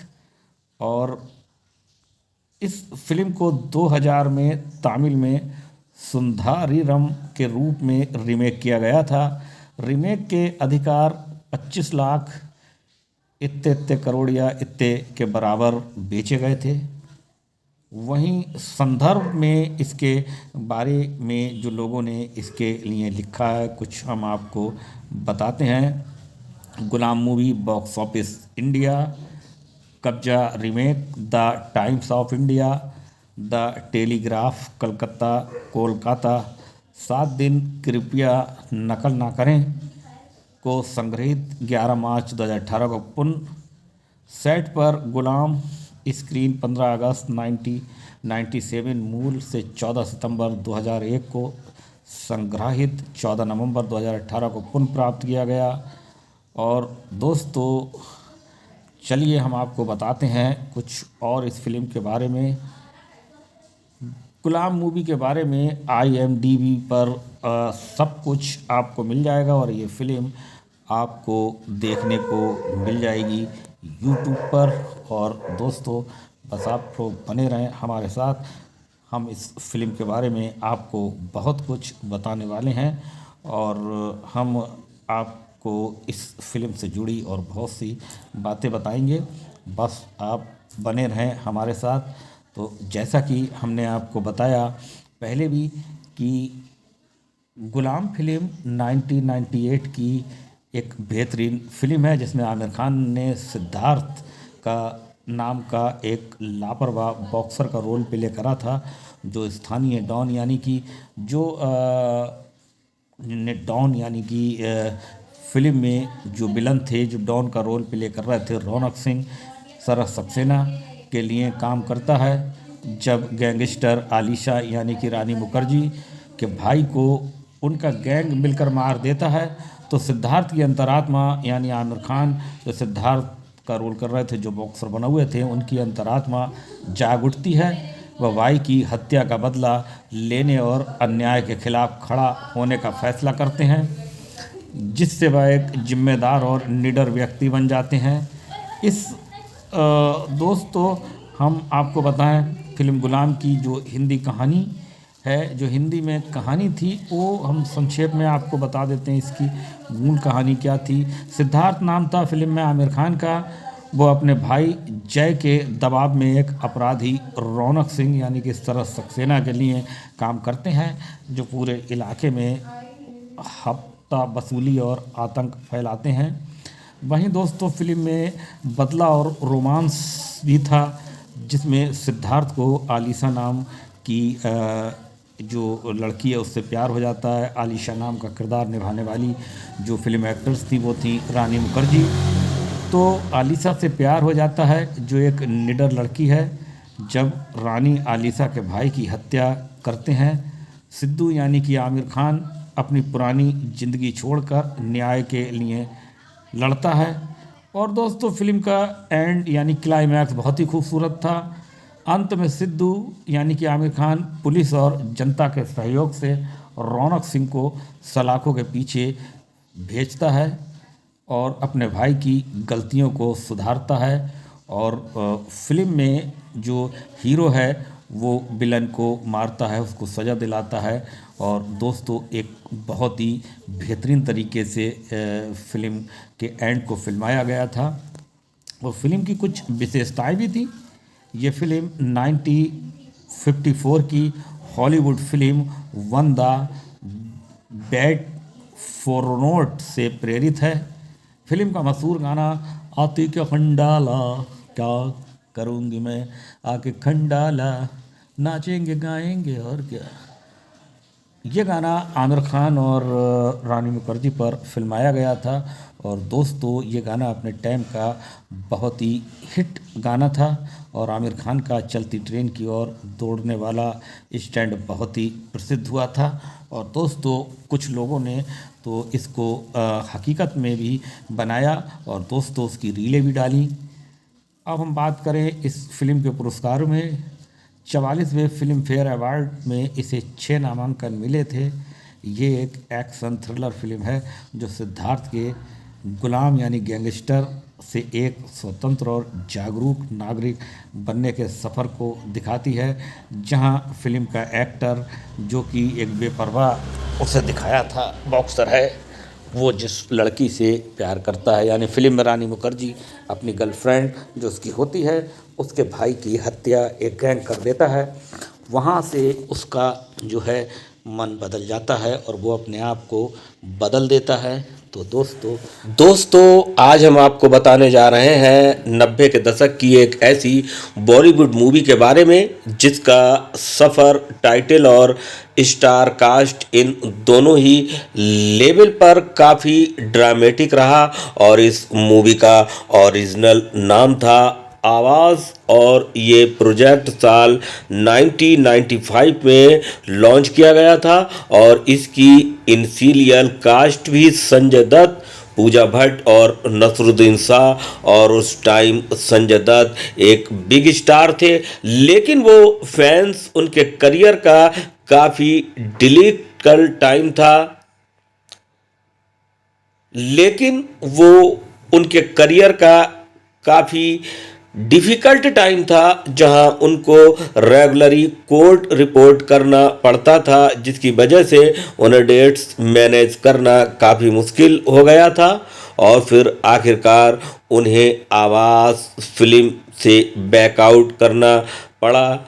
और फिर उनके बाद मेकर्स ने इस लीड रोल के लिए अक्षय कुमार को अप्रोच किया, मगर अक्षय कुमार उस दौर में मल्टीपल एक्शन और कमर्शियली प्रोजेक्ट में बिजी थे और इसलिए उन्होंने भी इस फिल्म को डिक्लाइन कर दिया। और फिर एंट्री हुई शाहरुख खान की, जो तब रोमांटिक रोल्स के लिए ऑडियंस के दिलों पर राज कर रहे थे। और मेकर्स ने स्क्रिप्ट को उनकी इमेज के हिसाब से थोड़ा रिवर्क किया और साथ ही साथ इस फिल्म का टाइटल भी चेंज कर दिया गया। और इस तरह आवाज़ फाइनली साल 1996 में चाहत के नाम से रिलीज हुई, जहां शाहरुख खान और पूजा भट्ट की केमिस्ट्री, इमोशनल इंटेंसिटी और म्यूजिक अपील ने इस फिल्म को एक अलग पहचान दी। तो सोचिए अगर आवाज़ मूवी संजय दत्त के साथ अपनी ओरिजिनलिटी फॉर्म में ही बनती या फिर अक्षय कुमार ये रोल करते तो मूवी का टोन कितना डिफरेंट होता। और इस बारे में आप सबको क्या लगता है कि संजय दत्त, अक्षय कुमार या फिर शाहरुख खान इस रोल के लिए कौन सबसे परफेक्ट फिट था। तो दोस्तों ये राय आप हमें कमेंट्स बॉक्स में दें, और अगर आप उस फिल्म को देखना चाहते हैं तो आप चाहत फिल्म को देख सकते हैं। आवाज़ फिल्म तो शायद आप नहीं देख पाएंगे। तो दोस्तों आपकी राय कमेंट्स बॉक्स में हमें दें। दोस्तों उसके बाद एक फिल्म आई थी और जिसका नाम था ख्वाब। 1980 की फिल्म है ये एक रोमांटिक थ्रिलर फिल्म थी। और दोस्तों ये एक सस्पेंस होने के साथ साथ ये रोमांटिक फिल्म भी थी। और मिथुन चक्रवर्ती ने अपने डांस का जलवा इसी फिल्म से दिखाना शुरू कर दिया था, मगर लोगों का ध्यान नहीं गया। उसके बाद 82 में आदत से मजबूर फिल्म जो बनाई उन्होंने, उससे पहले 82 ही में एक फिल्म और उन्होंने बनाई थी जो रंजीता जी के साथ नहीं थी, जहाँ से वो बहुत बड़े स्टार बने, सुपर स्टार बने और उनकी फिल्म ने बहुत कमाल करा। वो फिल्म थी डिस्को डांसर। चलिए दोस्तों, आज हम रंजीता और मिथुन चक्रवर्ती की फिल्मों के बारे में बात कर रहे हैं, तो हम सिर्फ उन्हीं दोनों की जोड़ी वाली की फिल्मों की बात करेंगे। तो डिस्को डांसर के बाद उन्होंने जो फिल्म थी वो रंजीता जी के साथ थी, आदत से मजबूर। और ये एक एक्शन और रोमांटिक फिल्म थी जो काफ़ी सुपरहिट हुई। उसके बाद जो इन्होंने फिल्म बनाई थी सजना, जो 1982 में, सुन सजना जो फिल्म बनाई थी वो 1982 में थी। इस फिल्म में भी दोनों ने मुख्य भूमिका निभाई थी और ये काफ़ी पसंद की गई थी। ये फिल्म रंजीता और मिथुन चक्रवर्ती की 1982 ही की फिल्म थी ये सुन सजना। इस फिल्म में भी दोनों ने मुख्य भूमिका निभाई थी और ये काफ़ी लोगों के द्वारा पसंद की गई थी। अब हम बात करते हैं एक बेहतरीन एक्शन थ्रिलर मूवी की। और दोस्तों इस फिल्म में धर्मेंद्र और रेखा थे। उनके साथ साथ इस फिल्म में मिथुन चक्रवर्ती और रंजीता भी हमें देखने को मिले थे। उनका काम भी अच्छा था। इस फिल्म का नाम था बाजी 1984। ये एक एक्शन थ्रिलर फिल्म थी जो बॉक्स ऑफिस पर सफल रही थी। ये रंजीता और मिथुन चक्रवर्ती की जोड़ी वाली फिल्म थी जिसको बहुत ही पसंद करा गया और बाजी नाम की ये फिल्म सुपरहिट थी। और इस फिल्म में मिथुन चक्रवर्ती का अपना अलग ही अंदाज था। हालांकि इस फिल्म में जो हीरो थे वो धर्मेंद्र और रेखा थे, और रंजीत और मिथुन चक्रवर्ती का भी फिल्म में अच्छा काम था। और उसके बाद एक फिल्म और आती है जिसका नाम था घर एक मंदिर। जी हाँ, अपने टाइम की बहुत बड़ी हिट फिल्म 84 की जो पारिवारिक फिल्म थी। और ये एक पारिवारिक ड्रामा मूवी थी जिसमें मिथुन चक्रवर्ती रंजीता की जोड़ी थी। हालांकि इस फिल्म में हमें सचिन और किरण कुमार भी देखने को मिले थे। राज किरण, प्रेम चोपड़ा, मिथुन चक्रवर्ती, रंजीता, जी हाँ दोस्तों, और शक्ति कपूर, कादर खान जैसे कलाकार थे। और इस फिल्म में कॉमेडी थी, पारिवारिक फिल्म थी। इसमें तीन भाई थे जिनकी स्टोरी दिखाई गई थी और ये फिल्म हिट हुई थी। और मिथुन चक्रवर्ती और रंजीता जी पे फिल्माया गया जो गाने थे वो भी लोगों ने बहुत पसंद करे थे। और तो चलिए हम आगे बढ़ते हैं और आपको बताते हैं फिल्म प्यार झुकता नहीं। इस फिल्म में रंजीता कहाँ थी? इस फिल्म में रंजीता नहीं थी। और हम आपको ये बताएंगे कि प्यार झुकता नहीं 1985 की ये एक मुख्य रूप से मिथुन चक्रवर्ती पद्मने कोल्हापुरी के लिए जानी जाती है, लेकिन रंजीता भी इसमें अहम भूमिका में थी। और दोस्तों हम आपको बताते हैं दीवाना तेरे नाम का 1987 की फिल्म थी। दीवाना तेरे नाम का मिथुन चक्रवर्ती की और प्रेम प्रतिज्ञा, इन फिल्मों में दोनों साथ में थे या नहीं ये तो नहीं मालूम, मगर प्रेम प्रतिज्ञा में इनकी जो हीरोइन थी वो थी दोस्तों माधुरी दीक्षित। दीवाना तेरा नाम का जो फिल्म थी इसमें जो हीरोइन थी उनके बारे में भी हम बताएंगे। और गुनाहों का देवता, ये रंजीता के करियर की शुरुआती दौर की आखिरी फिल्मों में से एक थी। गुनाहों का देवता, जिंदगी तेरे नाम, ये इस जोड़ी की वापसी वाली फिल्म थी जो 2008 में पूरी हुई लेकिन 2012 में रिलीज हुई।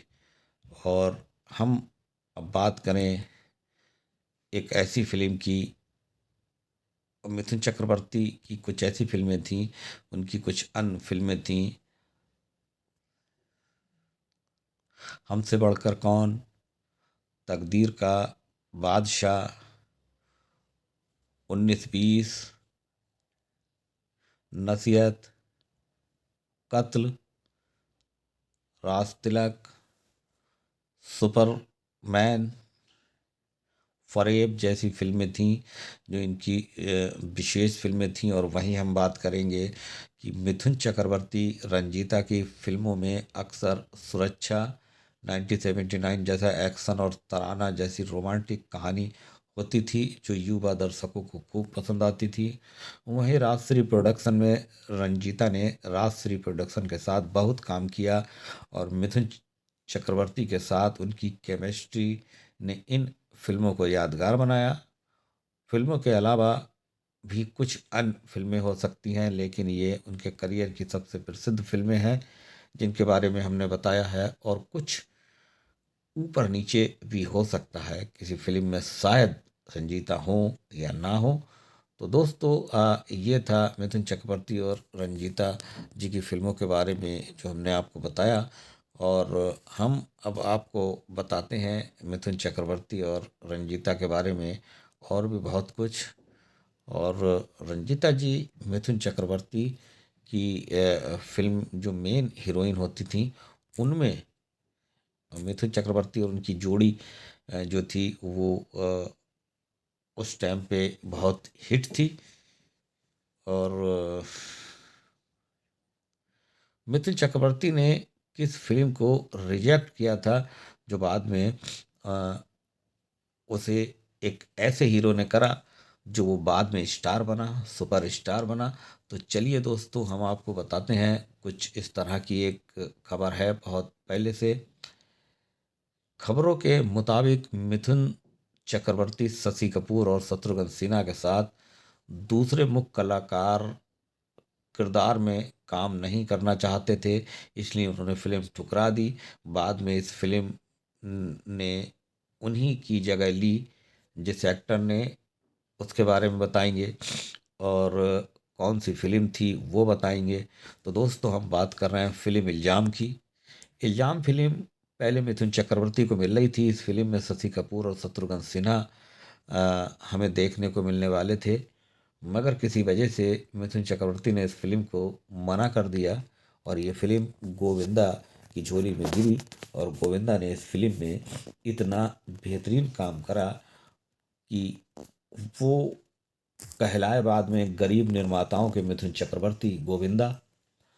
और फिर उन्होंने अपने डांस से लोगों को इतना खुश कर दिया कि उनका डांस उस टाइम की जो नौजवान पीढ़ी थी उन्हें बहुत पसंद आया।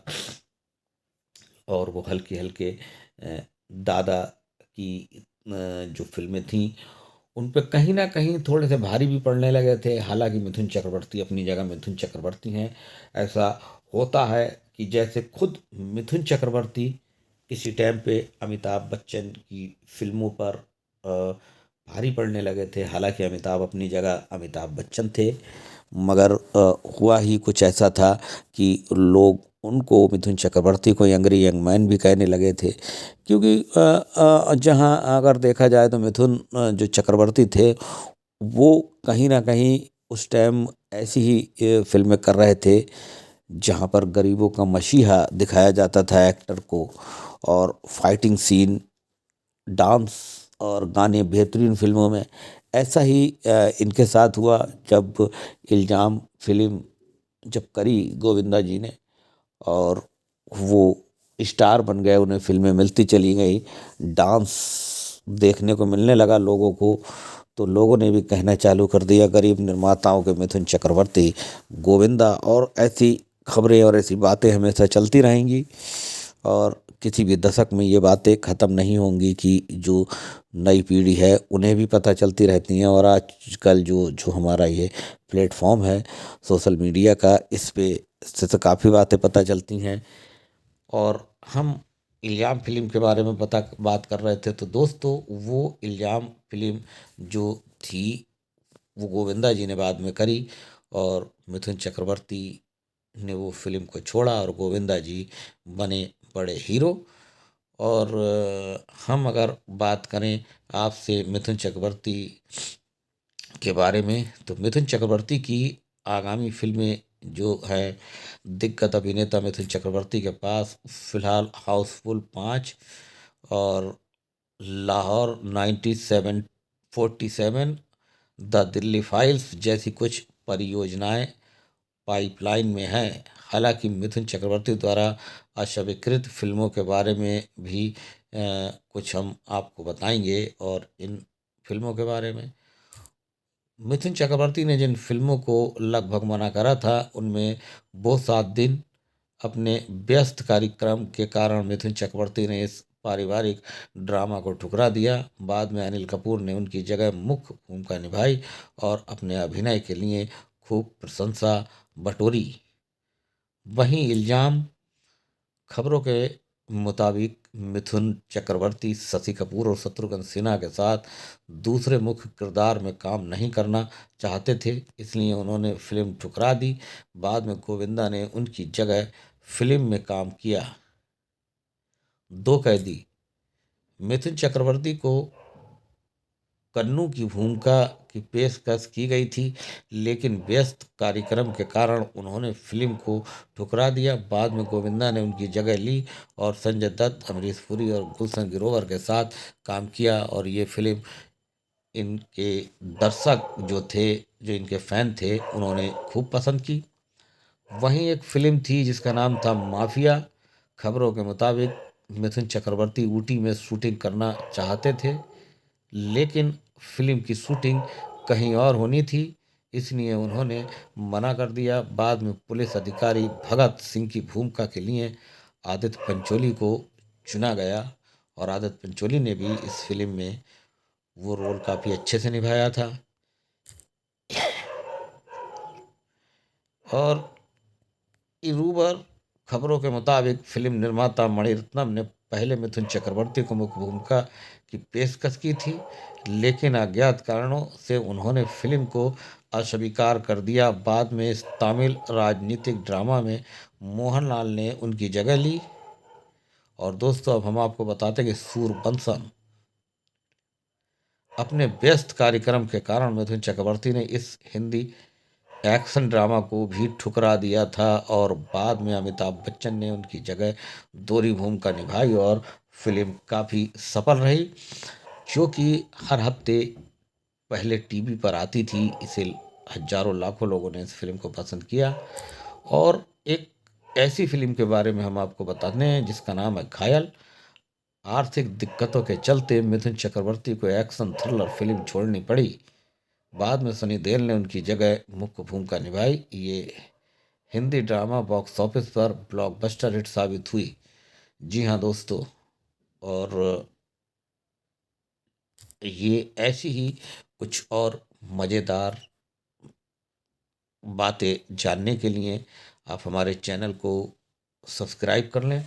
अगर आप फिल्मों के बारे में जानकारी चाहते हैं, कुछ फिल्मों के बारे में जानना चाहते हैं, फिल्मों की स्टोरी सुनना पसंद करते हैं, तो दोस्तों आप हमारे इस चैनल को आप हमारे सब्सक्राइब कर लें, हमारी वीडियो को लाइक व शेयर करें, क्योंकि मैं आप लोगों के लिए हमेशा ऐसी ही वीडियो बनाता हूं। तो चलिए, और भी बहुत से सवाल हैं जो पूछे जाते हैं, जिनमें मिथुन ने कितनी फिल्मों में काम किया है, मिथुन चक्रवर्ती की सबसे सुपरहिट फिल्म कौन सी है, और ऐसी बहुत से सवाल हैं। मिथुन चक्रवर्ती की सबसे सुपरहिट और करियर बदलने वाली फिल्म डिस्को डांसर है, जो 1982 में आई थी, जिसने उन्हें रातों रात स्टार बना दिया और ये दुनिया भर में 100 करोड़ कमाने वाली पहली हिंदी फिल्म बनी। वही उनकी अन्य सफल फिल्मों में अग्निपथ, घायल और कई एक्शन फिल्में शामिल हैं, जैसे कैदी, हिटलर और आदमी फिल्म शामिल हैं। और अगर हम बात करें डिस्को डांसर की, तो 1982 में ये उनके करियर की सबसे बड़ी हिट फिल्म थी, जिसने उन्हें ग्लोबल स्टार बना दिया था। वहीं अग्निपथ 1990 की फिल्म थी। इस फिल्म में उनके सहायक अभिनय के लिए उन्हें फिल्म फेयर अवार्ड मिला था। वहीं हम बात करें घायल, तो 1990 की ये भी एक बड़ी हिट फिल्म थी। वहीं हम बात करें डांस डांस 1987 डिस्को डांसर के बाद ये उनकी एक और सफल फिल्म थी। तो मिथुन चक्रवर्ती के बारे में बहुत सी जानकारी हमने आपको दी हैं। और दोस्त, उनकी कुछ लोकप्रिय फिल्मों के बारे में हम आपको बताते हैं। और दोस्तों, डांस डांस 87 की जो फिल्म थी, वो डिस्को डांसर के बाद ये उनकी एक और सफल डांस पर आधारित फिल्म थी। और वहीं हम कुछ उनकी सुपरहिट फिल्मों के बारे में बात करें। मिथुन चक्रवर्ती की कुछ बेहतरीन और सुपरहिट फिल्में थीं। इससे पहले भी हम बता चुके हैं, जैसा कि फिर भी हम आपको बताते हैं। दोस्तों, एक फिल्म बनी थी सुरक्षा, जिस फिल्म में एक्शन था, डांस था, स्टोरी थी, सस्पेंस थी, थ्रिलर थी। ये रंजीता जी के साथ फिल्म थी। ये 1979 में बनी थी, जिसे दर्शकों ने बहुत पसंद करा था। वहीं पे एक फिल्म बनी थी हम पाँच 1980 में। इस फिल्म में राज बब्बर, गुलशन ग्रोवर, मिथुन चक्रवर्ती, अमरीश पुरी जैसे इस फिल्म में जो कलाकार थे, उन्होंने बहुत ही बेहतरीन अपनी एक्टिंग का जलवा दिखाया था। वहीं साथ में जो नसरुद्दीन शाह, विजेंदर जैसे कलाकार, इसमें अभिजीत जैसे कलाकार थे, जिन्होंने फिल्म में एक्टिंग की थी। और वहीं दीप्ति नवल, जो मिथुन चक्रवर्ती की हीरोइन थी। और इसके बाद फिल्म शौकीन की बात करें 1982, तो दोस्तों फिल्म में मिथुन चक्रवर्ती हीरो थे। फिल्म में जो हीरोइन दिखाई गई थी, असल में इस फिल्म में तीन हमारी फिल्म इंडस्ट्री के बेहतरीन कलाकारों को दिखाया गया था, जो ओल्ड पर्सन का रोल प्ले कर रहे थे फिल्म में। जैसे कि अशोक कुमार जी, A.K. हैंगल और उत्पल दत्त साहब इस फिल्म में दिखाए गए थे, जो बुड्ढों का रोल प्ले कर रहे थे। मगर उनको जवान दिखाया गया था। वो अपनी जवानी का अगर मैं कहूँ किस तरह से कि वो शौकीन थे, वो तीनों कलाकार, जो जवान लड़कियों को देखते थे, उनके पीछे भागते थे। और उस फिल्म में जो जवान लड़की थी, वो थी रंजीता, और सॉरी, वो थी रति अग्नोत्री जी। रति अग्नोत्री जी मिथुन चक्रवर्ती की हीरोइन थी फिल्म में। और ये हम एक और फिल्म थी बॉक्सर 1984 की, जिसमें मिथुन चक्रवर्ती बॉक्सर बने थे। इस फिल्म की एक खास बात है कि मिथुन चक्रवर्ती और डैनी की उम्र में ज़्यादा फर्क नहीं है। मगर दोस्तों, डैनी ने इस फिल्म में मिथुन चक्रवर्ती के पिता का रोल प्ले करा था, यानी उनके बाप की भूमिका निभाई थी। और इस फिल्म में डैनी बॉक्सर बने थे। किसी कारण उनको बॉक्सिंग से जो थे वो कर नहीं सकते थे बॉक्सिंग, वो चाहते थे कि उनका लड़का बॉक्सर बने। और इसी पर आधारित थी फिल्म बॉक्सर। वहीं प्यार झुकता नहीं 1985 की फिल्म थी। दोस्तों, ये एक जो फिल्म थी हैं, ये एक आईना फिल्म की रीमेक थी। और दोस्तों, इस फिल्म में मिथुन चक्रवर्ती ने अभिनय करा। इस फिल्म की शूटिंग पूरी हो गई। और इस फिल्म में उनकी हीरोइन थी पद्मनी कोल्हापुरी जी। मगर इस फिल्म को पूरी कंप्लीट होने के बाद डिस्ट्रीब्यूटर ने शायद इस फिल्म को ख़रीदा नहीं। और 1998 में रिलीज हुई फिल्म गुलाम के बारे में हम बात कर रहे हैं आपसे। तो दोस्तों, हम आपको बता दें, ये फिल्म रिलीज हुई थी कब और इस फिल्म के हीरो कौन थे, पूरी फिल्म के बारे में पूरी जानकारी। तो 1989 में रिलीज हुई फिल्म गुलाम एक एक्शन रोमांटिक ड्रामा फिल्म है, जिसमें आमिर खान, सिद्धार्थ मराठे, रानी मुखर्जी, आलिशा और रजित कपूर जय मुख्य भूमिका में हैं। कहानी एक आवारा मुक्केबाज सिद्धार्थ के इर्द गिर्द घूमती है, जो अपने बड़े भाई जय के पास और स्थानीय डॉन रौनक सिंह सरस सक्सेना के लिए गलत काम करता है। फिल्म का केंद्र बिंदु सिद्धार्थ का अपना अतरामता को जगाना, अन्याय के खिलाफ खड़े होना और अत्याचार करने वाले डॉन को सबक सिखाना है। और दोस्तों, फिल्म गुलाम की जो हिंदी स्टोरी है, तो गुलाम फिल्म की स्टोरी है, उसको हम 4 लाइनों में आपको बताते हैं। मुंबई के बैकग्राउंड पर बनी इस फिल्म में सिद्धार्थ आमिर खान एक दिशाहीन मुक्केबाज हैं, जो अपने भाई जय रजित कपूर की छाया में जीता है और स्थानीय गैंगस्टर रौनक सिंह रॉनी के लिए काम करता है। अब कहानी में जो नया मोड़ आता है वो हम आपको बताते हैं 2 लाइनों में। सिद्धार्थ को आलिशा यानी कि रानी मुखर्जी से प्यार हो जाता है। बाद में उसे पता चलता है कि आलिशा का भाई हरी एक सामाजिक कार्यकर्ता है, जो रॉनी के अत्याचारों के खिलाफ लड़ रहा है। और दोस्तों, यहीं से बदलता है फिल्म का, और वही जो टर्निंग पॉइंट है वह है कहानी का जो नया मोड़ है।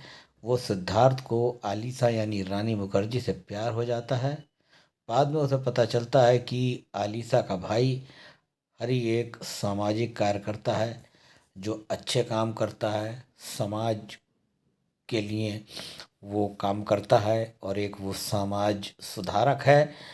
और वो एक अच्छा करैक्टर है, अच्छा इंसान है, जो दूसरों की भलाई चाहता है, समाज की भलाई चाहता है, जो रोनी के अत्याचारों के खिलाफ लड़ रहा है। मगर जो इस फिल्म का टर्निंग पॉइंट था वो ये था, जब रोनी आलिशा के भाई हरी की हत्या कर देता है तो सिद्धार्थ को अपनी गलतियों का एहसास होता है।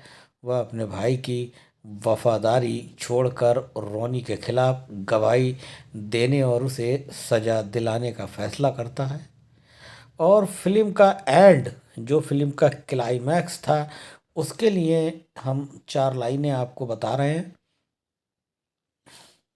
सिद्धार्थ अपने भाई को खोने और कई अन्य व्यक्तिगत कठिनाइयों का सामना करने के बाद रोनी को एक मुक्केबाजी मुकाबले में चुनौती देता है और उसे हरा देता है।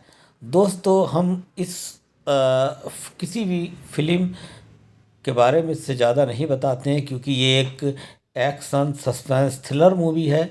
अगर आप इस फिल्म को देखने का मन बनाते हैं तो आपको बहुत मज़ा आने वाला है। ये फिल्म आपको यूट्यूब पर मिल जाएगी और आप इस फिल्म को देख सकते हैं। तो दोस्तों, इसीलिए हम कुछ 2-4 लाइनों में ही आपको बताते हैं या थोड़ी सी बात बताते हैं, जो आपका फिल्म देखने पर मज़ा ख़राब ना हो। तो चलिए दोस्तों, हम बता रहे थे आपको फिल्म के क्लाइमैक्स के बारे में। एक मुक्केबाजी मुकाबले में चुनौती देता है और उसे हरा देता है। वहीं फिल्म का निष्कर्ष क्या निकलता है ये हम आपको बताएं। ये फिल्म सिद्धार्थ के एक गुलाम, गलत रास्तों पर चलने वाले यानी कि गुलाम से एक जिम्मेदार और साहसी नागरिक बनने की कहानी है, जो समाज को अत्याचार से मुक्त कराता है।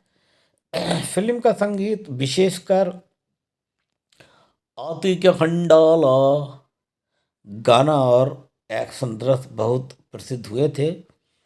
और हम अगर बात करें इस फिल्म के बारे में थोड़ा सा आगे, तो दोस्तों, ये गुलाम फिल्म जो थी विक्रम भट्ट द्वारा निर्देशित थी। 1998 की एक भारतीय हिंदी भाषा की एक्शन फिल्म है। फिल्म में आमिर खान और रानी मुखर्जी मुख्य भूमिकाओं में हैं। फिल्म की कहानी विशोश विशोश फिल्म्स के पहले प्रोडक्शन कब्जा 1988 से मिलती जुलती है, जिसमें संजय दत्त ने अभिनय किया था, जो बदले में एलिजा कजान की ऑन द वाटर फ्रंट 1954 स्वयं मैल्कम जॉनस द्वारा लिखित crime on the water front नामक जो कि दिसंबर 1948 में न्यूयॉर्क में प्रकाशित हुई थी। और दोस्तों, हम आपको बताते हैं कि फिल्म के निर्देशक जो वो विक्रम भट्ट, वहीं द्वारा लिखित अंजुम राजवली पर आधारित थी, जो ये थी picture on the water front, इस पर ये आधारित थी। और वहीं हम आप बात करें उत्पादित मुकेश भट्ट साहब थे। और वहीं एक बार और हम स्टार कास्ट आपको बता दें, आमिर खान, रानी मुखर्जी, आशुतोष राणा, दीपक तिजोरी, रंजीत कपूर, अक्षय आनंद। जी हाँ दोस्तों, और फिल्म को रिलीज करा गया था इसको 19 जून 1998 को रिलीज करा गया था। संगीत जतिन ललित का था। कहीं भी ना जाए, आप बने रहे हमारे साथ। हम अभी आपको बताने जा रहे हैं कि गुलाम 19 जून 1998 को रिलीज हुई और बॉक्स ऑफिस पर व्यावसायिक रूप से सफल रही। 44वें फिल्म फेयर पुरस्कार में गुलाम को सर्वश्रेष्ठ फिल्म, सर्वश्रेष्ठ निर्देशक और सर्वश्रेष्ठ अभिनेता खान यानी आमिर खान को 6वीं श्रेणी में नामांकित किया गया था और इसने वर्ष का सर्वश्रेष्ठ दृश्य का पुरस्कार जीता। तो दोस्तों, आप बताइए आपको कैसी लगी इस फिल्म की स्टोरी। अगर पसंद आती है तो आप हमारे चैनल को सब्सक्राइब कर दें, हमारी वीडियो को लाइक कर दें, और मैं आप लोगों के लिए ऐसी ही बेहतरीन सी वीडियो बनाता रहता हूँ। और आज हमने आपको जिस फिल्म के बारे में बताया है, review and facts full detail में हमने आपको बताया है फिल्म की कहाँ शूटिंग हुई, फिल्म के गाने कौन कौन से हैं, फिल्म के संगीतकार कौन से हैं। अब ये इस फिल्म के बारे में भी हम आपको बहुत कुछ बताने वाले हैं, बस आप बने रहें हमारे साथ। तो दोस्तों, कैसी लगी आपको हमारे द्वारा दी गई फिल्म के बारे में ये जानकारी, और आप अपने दोस्तों को इस आमिर खान और रानी मुखर्जी की ये मूवी गुलाम, जिसके बारे में अभी हमने आपको बताया, दोस्तों कैसी लगी आप हमें कमेंट्स बॉक्स में बताएं। और दोस्तों, हम इसी तरह से फिल्मों के बारे में जानकारी, फिल्मों की स्टोरी, उस फिल्म के संगीतकार, फिल्म के हीरो हीरोइंस, विलन, फिल्म की स्टोरी क्या है, ये सारी बातें फिल्म के बारे में हम आपको बताते हैं। बस अगर आप हमारे द्वारा दी गई आपको कोई भी जानकारी अच्छी लगती है तो आप हमारे चैनल को सब्सक्राइब कर दें, हमारी वीडियो को लाइक व शेयर कर दें। मैं मिलूँगा आपको ऐसे ही किसी दूसरी बेहतरीन सी वीडियो के साथ, किसी दूसरी फिल्म की स्टोरी लेकर, और दोस्तों उसके बारे में फुल डिटेल और उस मूवी के रिव्यू एंड फैक्ट्स आप तक पहुंचाए जाएंगे। और दोस्तों, गुलाम मूवी में जो आमिर खान हैं, उन्होंने जो रोल प्ले करा था वो एक बॉक्सर का रोल था, जहाँ पर वो एक बॉक्सर के रोल में हैं और वो एक बेपरवाह बॉक्सर का रोल फिल्म में प्ले कर रहे हैं। और एक को एक्सीडेंट्स के बारे में जब उनके साथ होता है तो उनको आंखें उनकी खुल जाती हैं। ये फिल्म की कहानी है।